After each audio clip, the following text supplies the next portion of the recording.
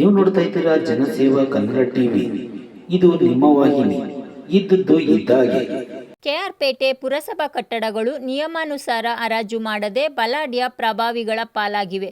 ಅಗತ್ಯ ಕ್ರಮಗಳನ್ನು ಕೈಗೊಂಡು ನ್ಯಾಯ ದೊರಕಿಸಿಕೊಡುವಂತೆ ಕರವೇ ಜಿಲ್ಲಾಧ್ಯಕ್ಷ ವೇಣು ಡಿಎಸ್ ವೇಣು ನೇತೃತ್ವದಲ್ಲಿ ಪಾಂಡವಪುರ ಉಪವಿಭಾಗಾಧಿಕಾರಿ ಶ್ರೀನಿವಾಸ್ ಅವರಿಗೆ ಮನವಿ ಪತ್ರ ನೀಡಲಾಯಿತು. ಇದಕ್ಕೆ ಸ್ಪಂದಿಸಿದ ಪಾಂಡವಪುರ ಉಪವಿಭಾಗಾಧಿಕಾರಿ ಶ್ರೀನಿವಾಸ್ ಅವರು 1 ವಾರದ ಒಳಗೆ ಪುರಸಭೆಯ ಅಧಿಕಾರಿಗಳ ಜೊತೆಗೆ ಚರ್ಚಿಸಿ ಅದರ ಬಗ್ಗೆ ಮಾಹಿತಿ ಪಡೆದುಕೊಂಡು ಬಗೆಹರಿಸಲು ಪ್ರಾಮಾಣಿಕ ಪ್ರಯತ್ನವನ್ನು ಮಾಡುತ್ತೇನೆ ಎಂದು ಭರವಸೆ ನೀಡಿದರು. ತಾಲೂಕು ಕರವೇ ತಾಲೂಕು ಅಧ್ಯಕ್ಷ ಶ್ರೀನಿವಾಸ್, ಜಿಲ್ಲಾ ಉಪಾಧ್ಯಕ್ಷ ಶಿವಪ್ರಸಾದ್, ಯುವ ಘಟಕದ ಅಧ್ಯಕ್ಷ ಆನಂದ್, ಅಗ್ರಹಾರ ಬಾಚಹಳ್ಳಿ ಕರವೇ ಯುವ ಮುಖಂಡ ಸ್ವಾಮಿ ಇದ್ದರು.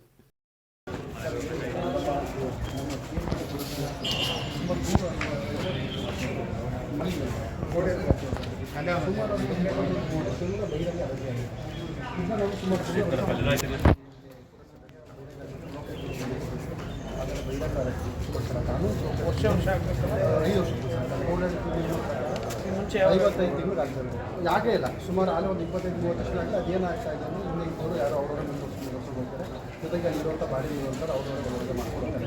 ಇದೇನಾಗ್ತಾ ಇದೆ, ಸರ್ಕಾರಕ್ಕೆ ಆದಾಯ ಕಡಿಮೆ ಆಗ್ತಾ ಇದೆ. ಬಟ್ ಇವತ್ತಿನ ಉದ್ಯೋಗ ಮಾಡೋಕ್ಕೆ ಅವಕಾಶ ಆಗ್ತದೆ. ಜೊತೆಗೆ ಇವತ್ತಿನ ಮಾರುಕಟ್ಟೆ ಮೌಲ್ಯದಲ್ಲಿ ಒಂದು ಸರ್ಕಾರಕ್ಕೆ ಆದಾಯ ಬರುವಂಥದ್ದು ಪುರಸಭೆ ಆಗ್ತದೆ. ಹಾಗಾಗಿ ದಯವಿಟ್ಟು ಸರ್ ಇದೊಂದು ಸರ್ ಬಹಿರಂಗ ಪಡಿಸಿದ್ರೆ ಈ ಪುರಸಭೆ ಒಂದು ಕರೆಕ್ಟನ್ನು ನಿಯಮ ಪ್ರಕಾರ ಹೋಗ್ತದೆ.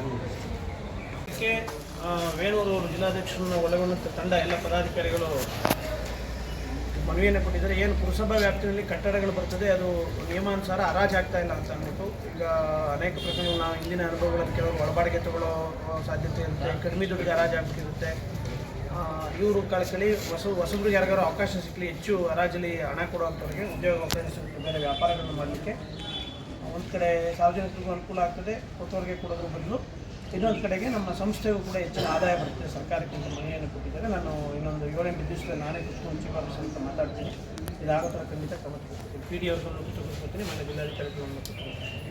ಸಬ್ಸ್ಕ್ರೈಬ್ ಬಟನ್ ಮೇಲೆ ಕ್ಲಿಕ್ ಮಾಡಿ ಹಾಗೂ ನಮ್ಮ ಹೊಸ ವಿಡಿಯೋ ನೋಟಿಫಿಕೇಷನ್ಗೋಸ್ಕರ ಪಕ್ಕದಲ್ಲಿ ಕಾಣುವ ಬೆಲ್ ಬಟನ್ ಮೇಲೆ ಕ್ಲಿಕ್ ಮಾಡಿ ಹಾಗೂ ಲೈಕ್ ಮಾಡಿ, ಶೇರ್ ಮಾಡಿ, ಕಮೆಂಟ್ ಮಾಡಿ.